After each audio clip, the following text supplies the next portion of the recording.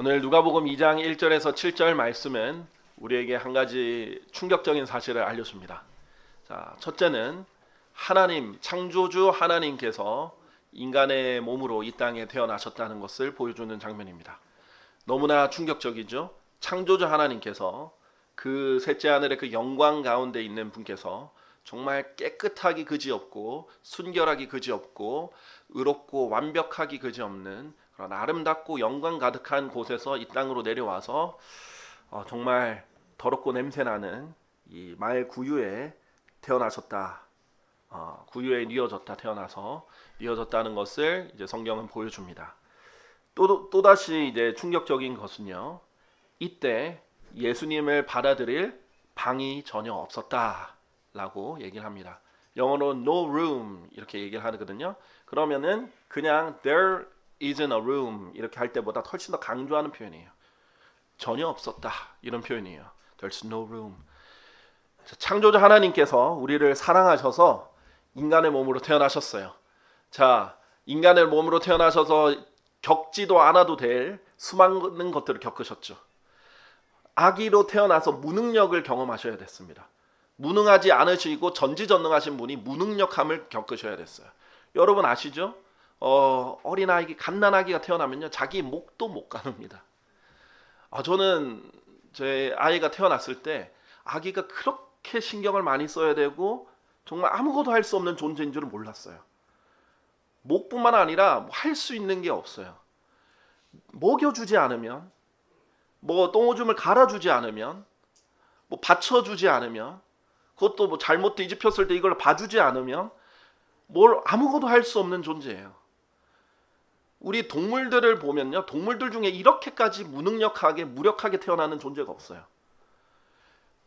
예를 들면은 아프리카 초원에서 사는 가젤, 이제 사슴과 비슷하게 생긴 그 가젤 같은 경우에는요, 태어나서 몇 분 안 돼서 이제 걷기 시작하고 조금만 시간이 지나면 한두 시간 안에 뛰어다녀요. 야생에서 살려면 그렇게 해야 되거든요. 그런데 우리 인간은 유독 엄청나게 오랜 세월 동안 돌봄을 받아야 돼요. 그 무능력함을 경험하실 필요 없는 전지전능하신 분이 이렇게 인간으로 태어나신 거예요. 자, 태어날 때부터 장애를 가지고 태어난 것도 정말 안타까운 일이에요. 많이 불편하겠죠, 살아가면서. 그런데 태어날 때부터 장애를 가지고 태어나면 그래도 태어날 때부터 원래 가지고 있었던 게 아니라 장애였기 때문에 원래 그걸 가지고 있었던 때를 잘 모르기 때문에 불편함이 덜하다고 그래요. 느끼는 정도가. 그런데 원래 사지가 멀쩡했던 사람이 어떤 사고를 당하거나 그렇게 해서 장애를 가지게 된 경우는 너무나 불편해하고 힘들어한다 그러죠. 예전에 그걸 다 가지고 있을 때 할 수 있었던 것을 아니까. 그런데 이것은 그냥 정상인이 장애인 된 정도가 아니에요. 그냥 말 한마디로 천지를 창조하실 수 있는 분이 지금 아기로 태어나서 무능력하게 태어난 거예요. 절대 지치지도 않는 분이 지쳐서 잠들으셔야 됐고요. 피곤하지도 않는데 잠을 자야 되고, 그 다음에 배고프지도 않은 분이 배고픔을 계속 느껴야 되고, 목마르지도 않는 정말 생명수의 근원이신 분이 물을 목마르다고 누구한테 달라고 해야 돼요.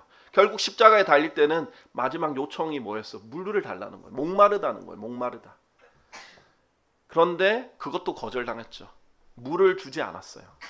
오히려 더 조롱하기 위해서 식초, 그 상처 덩어리 그에게 식초를, 순수 식초, 이 산이 가득한 식초를 줘가지고 마지막에 고통을 더 더했던 거죠. 그렇게 태어나셨는데요.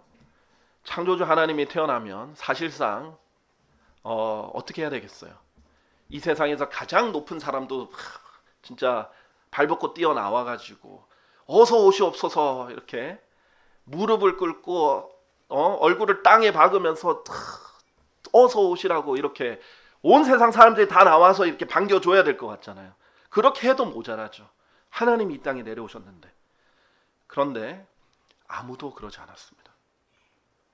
심지어는 여간빵 구하려고 했는데 그 방조차 없어서 말 구유에 눕혀졌어야 됐습니다.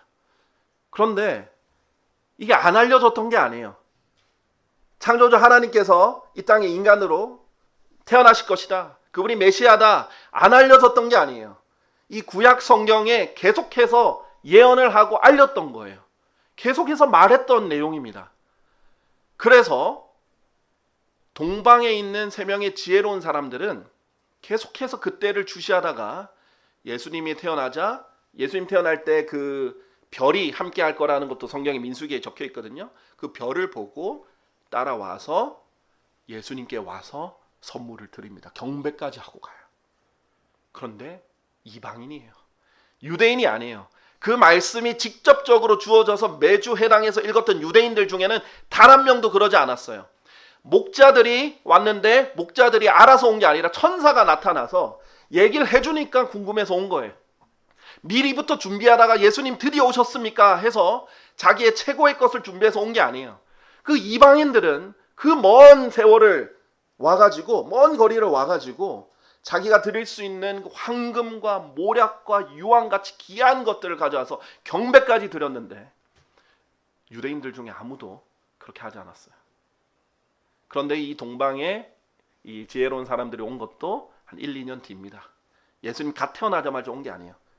우리 알잖아요. 예수님이 이제 태어난 것에 대해서 이제 교회에서 연극을 하다 보면 목자들 온 거랑 동방의 현자들 온 걸 거의 동시대에 이렇게 얘기를 해요. 근데 그렇지 않죠. 성경에서 보면 예수님이 동방의 현자들이 왔을 때 헤롯이 와서 유대인들의 왕으로 태어나신 분이 어디 있느냐라고 물어보니까 유대인들의 왕이라고? 내가 지금 왕인데? 하면서 이 율법학자들한테 찾아보라고 합니다. 그러니 미가서 5장 2절을 가지고 베들레헴에 태어납니다. 아 그래? 하고 맞이하러 간 게 아니에요. 그래 그럼 죽여버리자. 그래가지고 2살 미만에 있던 사람들 다 죽여버려요. 그 어린 아기들을. 한 1, 2년 정도 걸린 거예요. 그렇기 때문에 이때 예수님은 구유에 놓여 있지 않습니다. 이때 동방의 새 현자들 갔을 때 이미 어린아이예요. 어린아이에게 갔다. 우리 이제 만 2살 정도 되면 이미 이제 걷기도 하잖아요. 그런 이 예수님이었기 때문에 예수님 태어났을 때는 아무도 오지 않았어요. 심지어 카이사르 그 로마 황제도 오지 않았고요. 헤롯도 오지 않았고 오히려 죽이려고 했죠. 나중에 알았을 때. 종교 지도자들도 아무도 안 왔어요. 매일 성경을 보던 그런 사람들도 안 왔어요. 예수님이 임신한 것을 알고 기다렸던 사람 중에 그 복을 받던 사람은 있지만 예수님 태어났을 때 온 사람은 없습니다. 그리고 심지어 아까 전에 미가서 5장을 들고 와가지고 베들레헴에서 태어날 겁니다 알려줬던 율법학자들 있잖아요.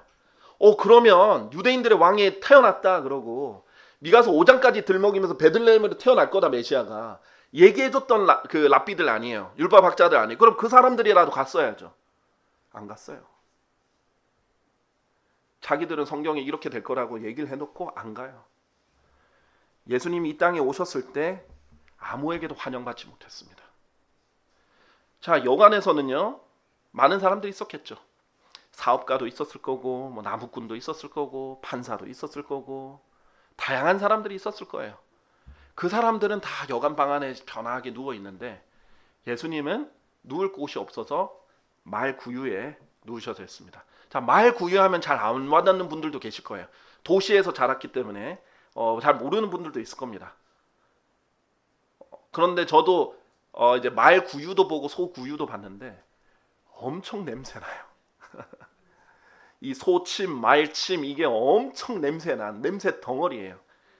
그래서 이제 미국 이제 농담이 아니라 미국 속담 중에 이런 게 있습니다. 냄새가 너무 많이 나는 사람한테 너 지금 헛간에 갔다 왔니?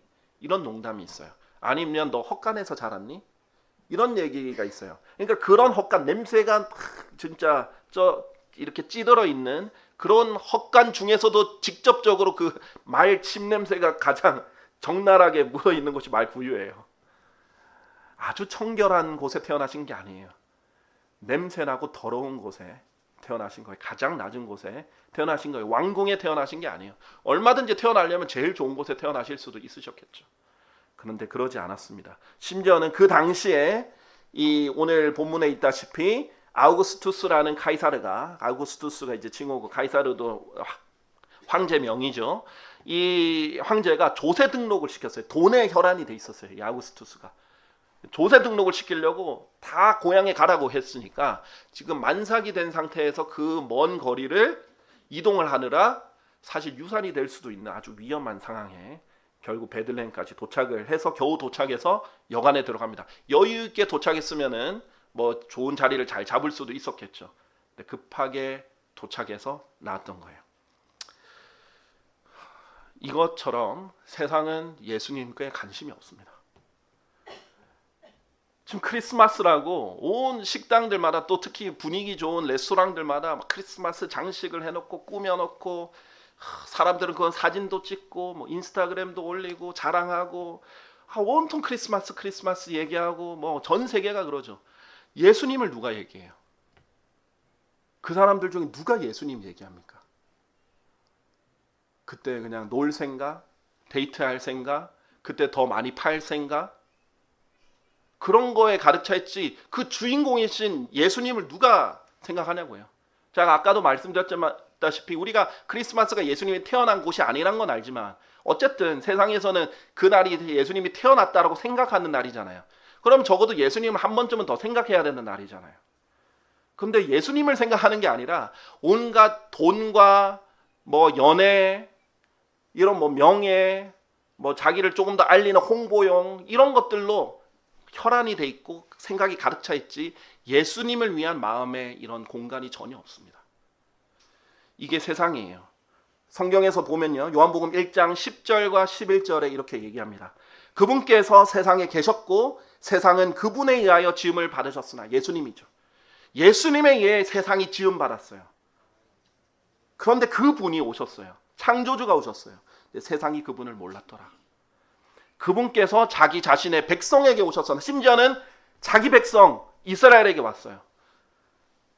1500년 동안 계속해서 말씀을 가르치고 양육했던 그 백성에게 왔어요. 그러나 그분 자신의 백성은 그분을 받아들이지 아니하였더라. 결국 거부당하셨죠. 예수님이 태어날 때 죽이려고 했던 사람도 많았을 뿐만 아니라 헤롯처럼 아예 마을의 아기들을 전멸시키더라도 죽이려고 했죠. 그뿐만 아니라 예수님이 자라서 또 사역하면서도 계속해서 예수님을 죽이려는 거예요.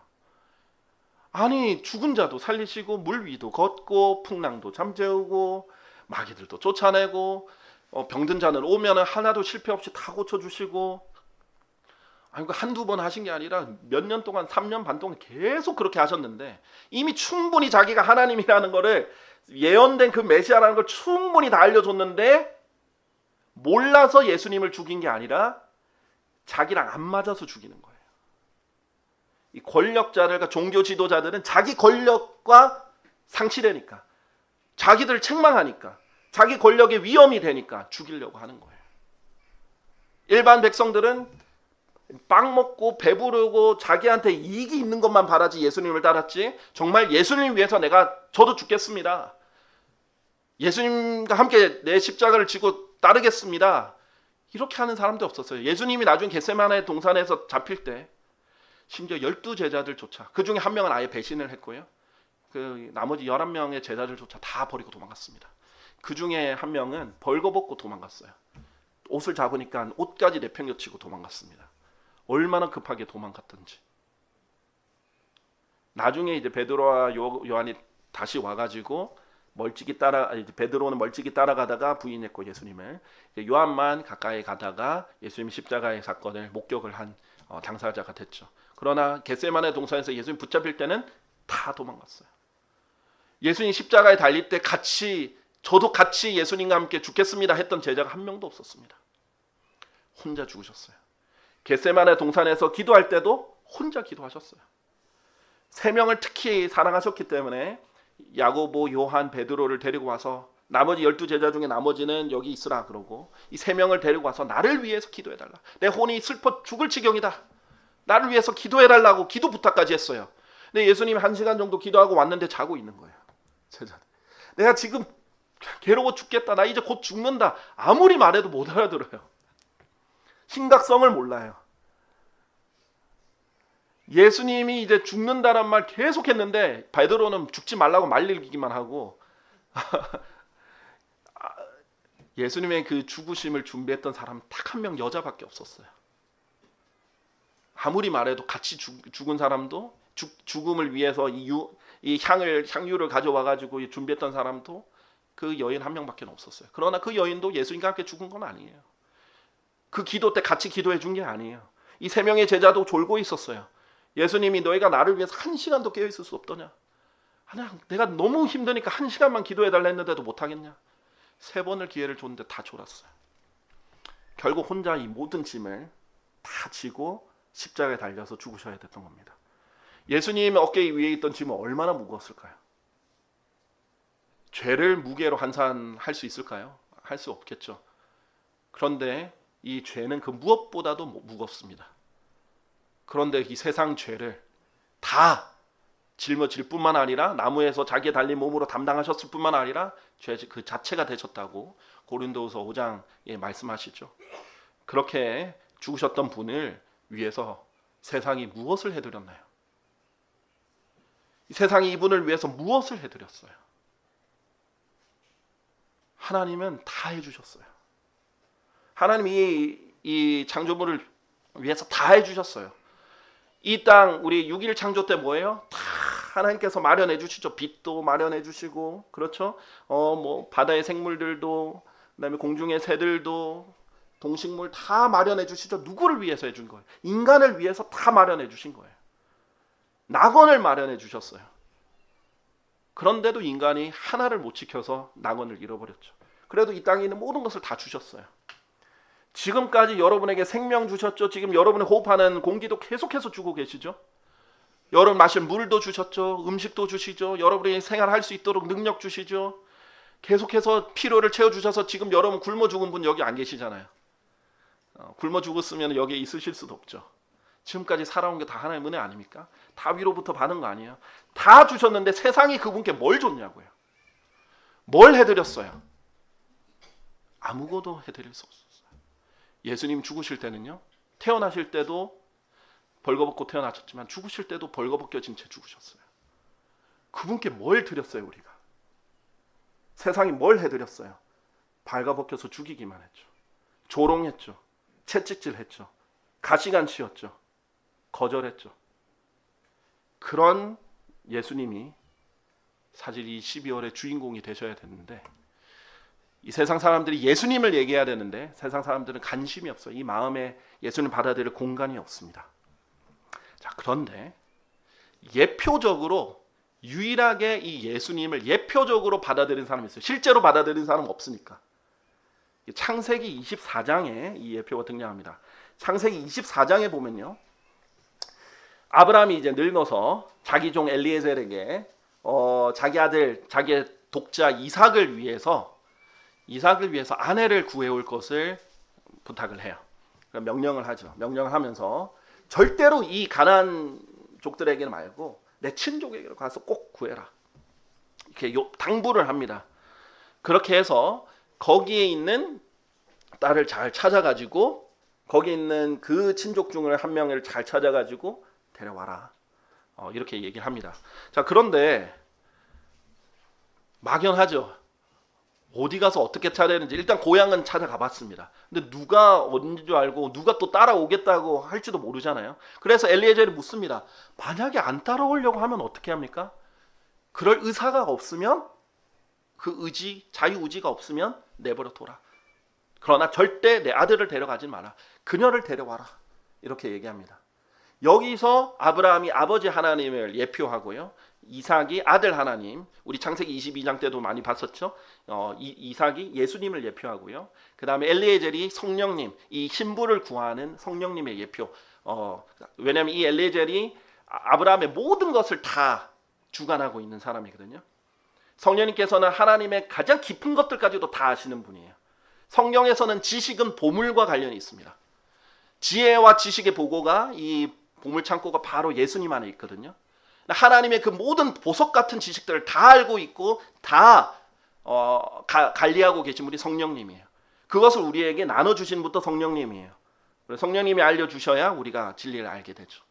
바로 그 엘리에젤이 이제 신부 리브카를 데리고 오는 장면인데, 리브카의 특징이 뭔지 아십니까? 이삭을 보지도 않고 믿고 받아들여요. 우리가 그래요. 우리는 이 그리스도인들을 뭐라고 해요? 하나님의 교회다, 하나의 집합체로 교회다, 이렇게 부르죠.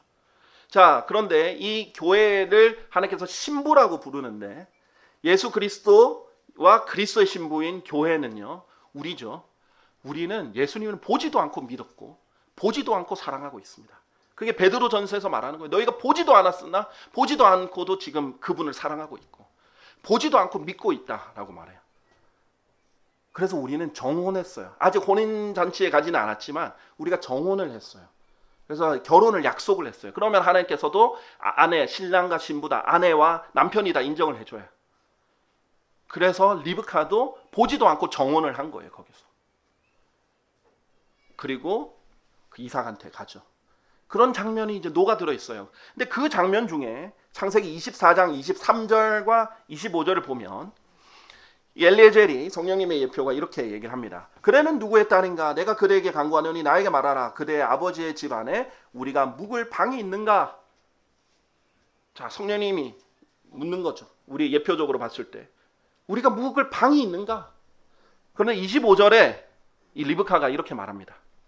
저희는 집과 여물 둘 다 충분히 가지고 있으며 묵을 방도 있나이다 하면서 나의 주여 오시옵소서 초청을 합니다. 여기에 묵을 방이 있습니다. 오세요. 오세요 하고 받아들여요. 우리가 잘 아시피 성령님은 성령이 신약 성경에서 그리스도의 영이라고 불립니다. 우리가 예수 그리스도를 받아들였다. 우리가 믿었을 때 그냥 믿었다라는 표현뿐만 아니라 받아들였다라는 표현을 쓰죠. receive라는 표현을 해요. 예수님의 영을 우리 안으로 받아들인 거예요. 그때 우리가 자유의지로 우리의 의지로 여기 들어오십시오. 여기에 주님이 들어오실 곳이 있습니다. 여기에 들어와 주십시오 하고 예수님을 초청한 거예요. 그리고 예수님을 받아들였죠. 그래서 세상 사람들은 다 거절하지만 그리고 원래 우리가 그 거절했던 사람 중에 한 명, 세상 사람 중에 한 명이었어요. 그런데 개별적으로 예수 그리스도를 받아들인 사람들이 그리스도의 신부로서 교회라고 불리는 것입니다. 그래서 요한계시록 3장 20절에 보면요. 보라 내가 문 앞에 서서 두드리노라. 예수님이 지금 하시는 말씀이에요.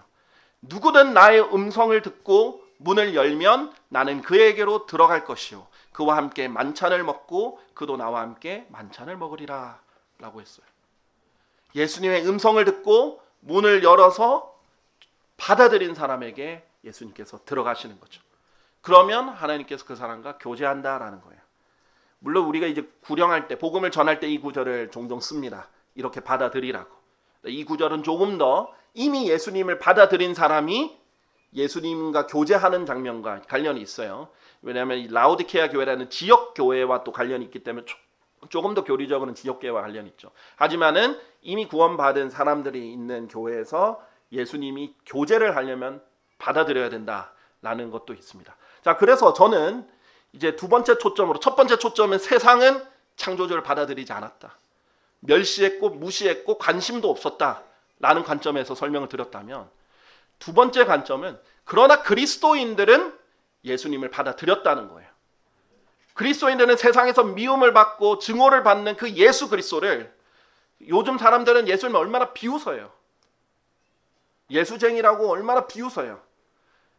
이 기독교를 얼마나 싫어합니까? 그런데도 그리스도인들은 예수 그리스도의 은혜를 알고 믿고 받아들인 사람이에요. 자, 두 번째 초점은 그리스도인으로서 받아들였다는 것이고 또 받아들이지 않은 주변 사람이 있으면 예수님을 받아들일 수 있도록 소개해줘야 돼요. 이 분은 너가 지금 네 인생에서 예수님은 저 맨 밑에 취급도 안 하는 순위로 두고 있는데 그럴 분이 아니다. 마치 말 구유에 처박고 있는 것처럼 지금 너가 예수님을 대하고 있는데 그럴 분이 아니다. 이분은 네 안에 모셔야 될 분이다. 너가 받아들여야 될 분이다 라고 얘기해 줘야 됩니다.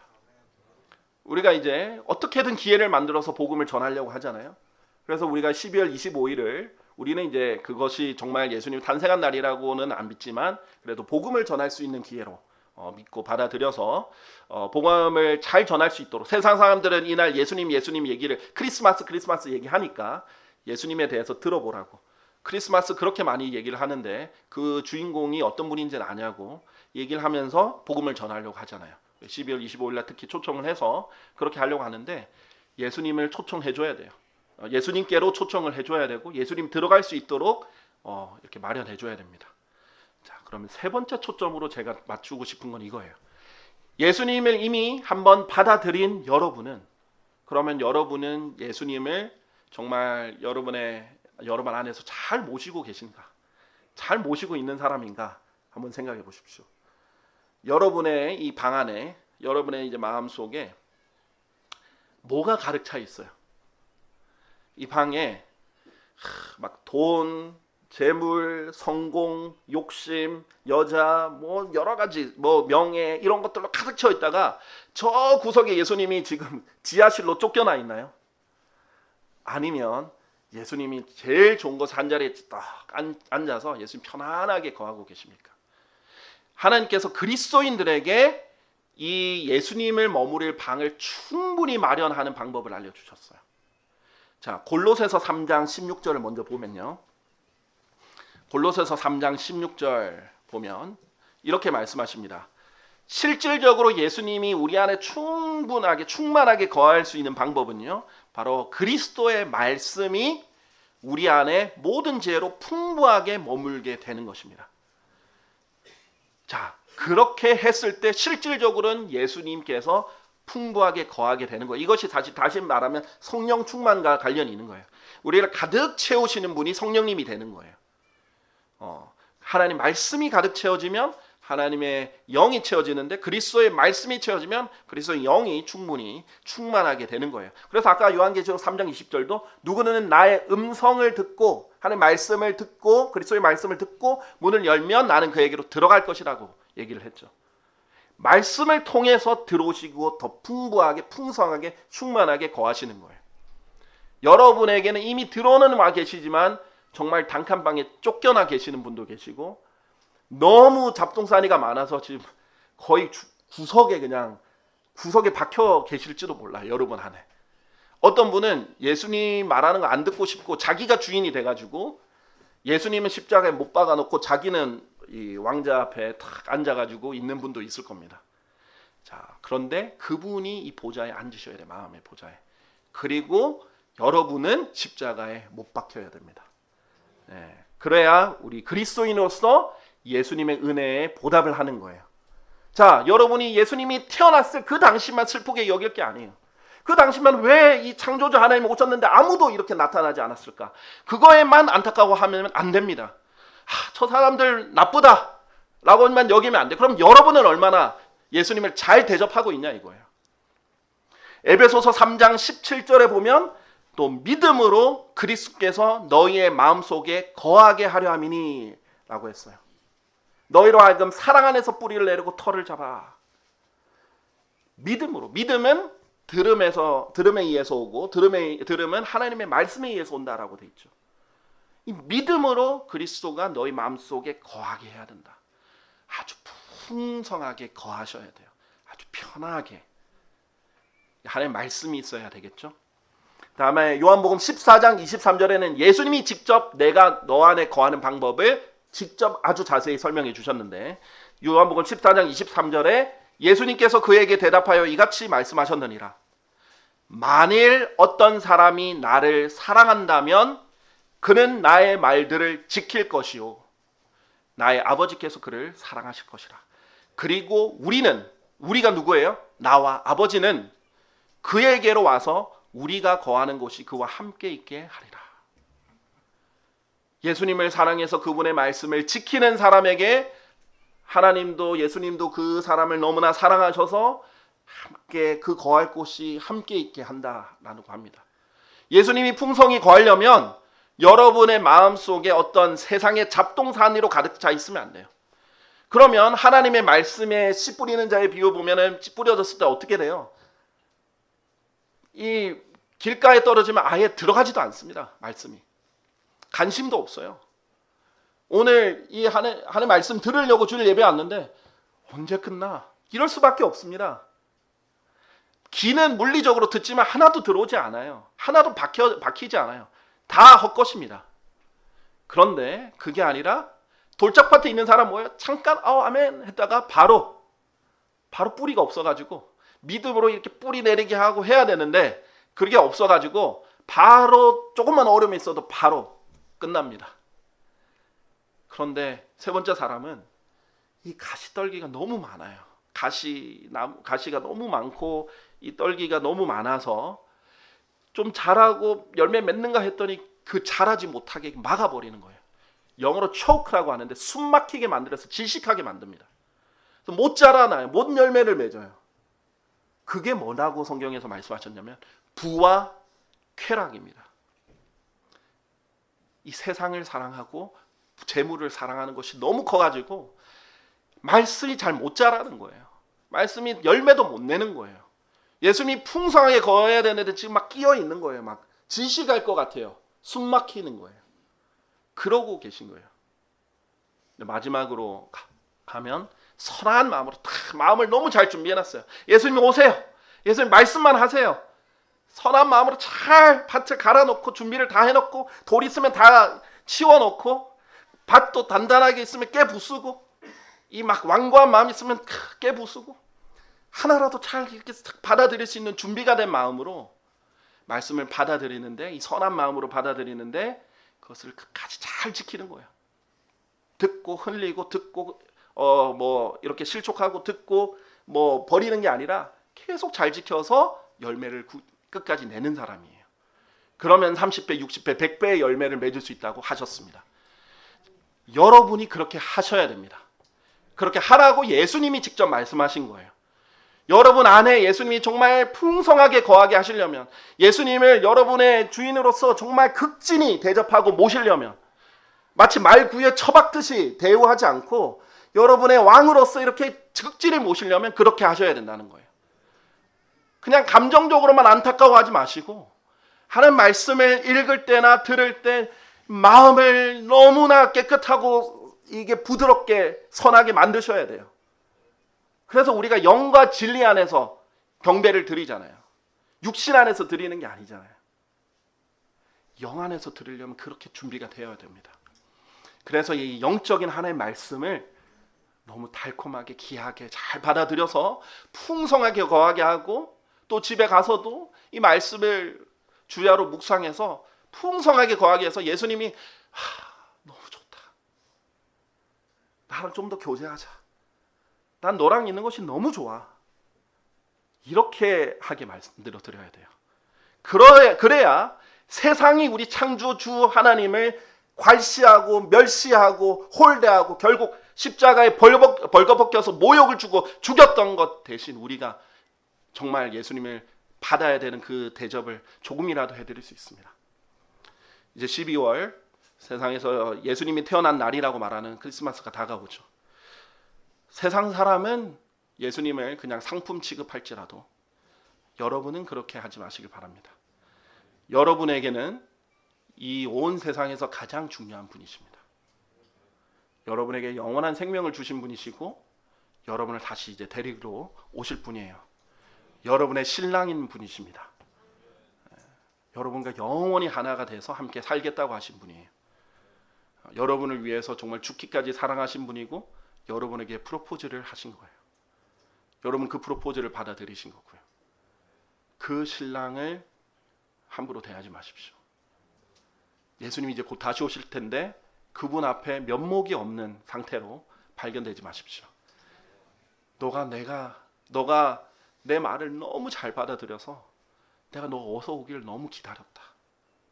이렇게 잘했다. 이런 얘기를 들어야지 책망으로 가득한 그리스도의 심판석이 안 되길 정말 간절히 바랍니다. 네, 우리 다 같이 일어나셔서요. 찬송가 559장 찬송가 559장 훗날 금빛 아침에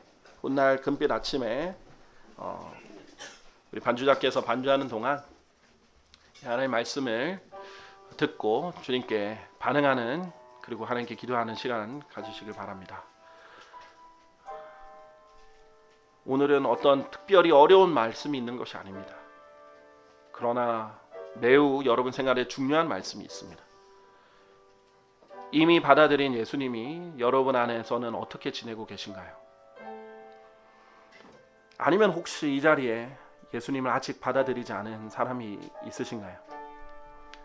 그렇다면 여러분을 만들어 주시고 여러분을 태어나게 해주시고 온 세상을 창조하시고 여러분을 죽기까지 사랑하신 그 창조주 하나님이신 예수 그리스도의 사랑을 거부절하지 마십시오.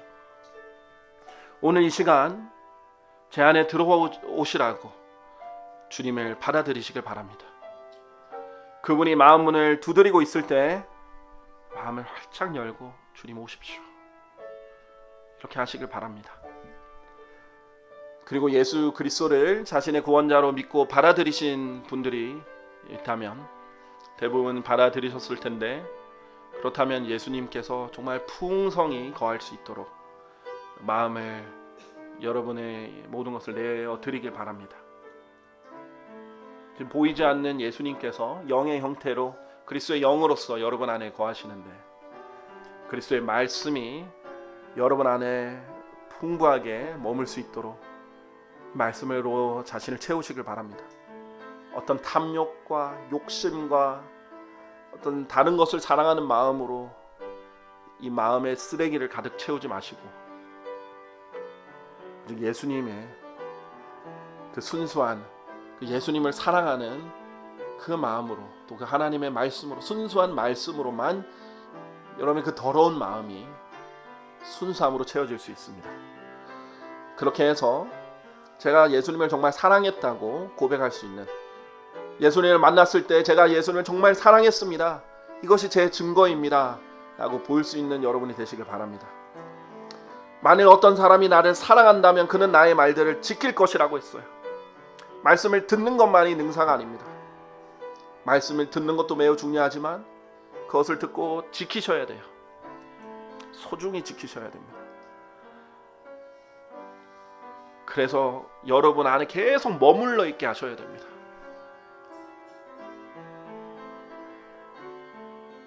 그래서 예수님이 여러분 안에서 만찬을 즐기고 교제를 즐기고 정말 기뻐하시는 그런 삶으로 예수님과 동행하셔야 됩니다. 그러나 만일 여러분이 그러지 않았다면, 매일매일 예수님을 그렇게 최상으로 높이고 마음의 이 보좌에 높이 들여서 여기 앉게 하고, 자기는 십자가에 못 박힌 채 예수님을 섬기는 것이 아니라 자기가 주인 노릇하고 예수님을 종 취급하고 예수님 십자가에 못 박아놓고 조용히 시키고 입 막아버리고 모욕하고 멸시했다면 엄청난 죄를 지은 것입니다. 지금 이 시간이 하나님의 말씀이 여러분의 마음의 모든 추악한 것들까지도 다 드러내는 지금 이 시간에 이 죄들을 자백하셔야 됩니다. 그리고 회개하셔야 돼요. 그래서 다시는 그런 예수님을 무시하는 일이 없이 정말 예수님을 최상으로 높여드리는 그런 여러분의 삶을 사셔야 됩니다. 그래서 오늘 하나님께서 기회 주실 때 하나님의 말씀에 반응하십시오. 하나님께 기도하십시오. 다시 한번 다짐하시고 다시 일어나십시오. 넘어졌더라도 다시 일어나서 하나님을 순수한 마음으로 섬기십시오. 그래야 하면 하나님께서 너무나 기뻐하실 것을 확신합니다. 제가 여러분에게 시간을 드리겠습니다. 하나님께 기도하시길 바랍니다. 정말 살아계시고 위대하시며 우리를 이 땅에 내버려 두지 않으시고 우리 안에서 영원히 함께 하겠다고 약속해 주신 그 크신 우리 주 예수 그리스도의 사랑으로 인하여 하나님 아버지께 찬양과 감사와 영광을 돌립니다. 정말 더럽고 추악하기 그지없는 죄인들인데 정말 말구유보다 더 더럽고 정말 냄새나고 추악하고 더러운 죄인들 속에 성령님께서 정말 비통해하면서도 떠나지 않고 함께 계셔 주시니 너무나 감사드리고 또 감사드립니다. 그러나 주님, 저희 안에 계신 우리 그리스도의 영을 저희가 너무 소홀히 하고 멸시하고 무시하고 등한시하며 살았던 것을 자백합니다. 주님, 이 큰 죄를 주님께서 용서해 주시고 다시금 저희가 일어나서 주님을 그 사랑하는 마음으로 이 마음에 모실 때 주님께서 기쁘게 이 마음 안에 충만히 거해 주시길 간절히 기도드립니다. 주님께서 정말 모든 것을 받으시기에도 합당하시고 그거로도 부족한 분이신데 아무 죄도 없고 부족한 것이 없는 주님께서 이 땅에, 이 낮고 낮은 땅에 오셔서 정말 말먹이 취급당하면서 구유에 태어나셨는데 세상은 그분을 주님을 받아들일 그 공간조차 방조차 없는 그런 사람들 속에 멸시받고 또 결국은 십자가에서 벌거벗겨지시고 조롱당하며 죽으셨는데 주님, 저희가 주님께 해야 되는 것이 너무 없습니다. 주님 정말 마땅히 모든 영광을 받으셔야 되는데 이 땅에 오셔서 주님께서 받으신 것이 거의 없습니다. 정말 주님께 너무나 죄송한 마음이고 저희 또한 주님께 최고로 좋은 것들로 주님께 이렇게 영광을 돌리지 못해서 너무나 죄송합니다. 주님 이 시간이라도 이런 것을 알고 돌이킬 수 있는 기회 주셔서 감사합니다. 주님 정말 주님 오실 때까지 우리의 신랑으로서 오셔서 저희를 데려가 주시고 영원히 우리랑 함께 계실 그때까지 저희가 주님을 최상으로 모시기를 원합니다. 그런데 우리같이 이런 정말 부족한 죄인들에게 우리를 맞이하시기 위해서 하늘의 저택들을 마련해 주고 계신 주님께 정말 뭐라고 감사의 말씀을 드려야 될지 모르겠습니다. 저희는 이 좁은 이 마음의 이 공간조차도 다 내어드리지 못했는데 주님께서는 저희를 위해 저희를 기다리며 하늘의 저택들을 마련하고 계시니 주님이 저희가 주님께 아무리 드려도 주님보다 더 많이 드릴 수 없음을 고백합니다. 주님 절대 빚지는 분도 아니시고 주님 모든 것을 저희가 주님께로부터 받았기에 주님 저희가 일부라도 드리는 건데 다 드려도 모자란 건데 저희가 그러지 못해서 또한 죄송합니다. 주님 오실 때까지 저희가 세상 사람처럼 사는 것이 아니라 정말 그리스도인으로서 주님을 기쁘시게 하는 그리스도인으로서 잘 살 수 있도록 도와주시옵소서. 주님의 그 사랑과 은혜에 감사드리며 곧 다시 오셔서 저희를 데려가실 주 예수 그리스도의 이름으로 기도드렸습니다. 아멘.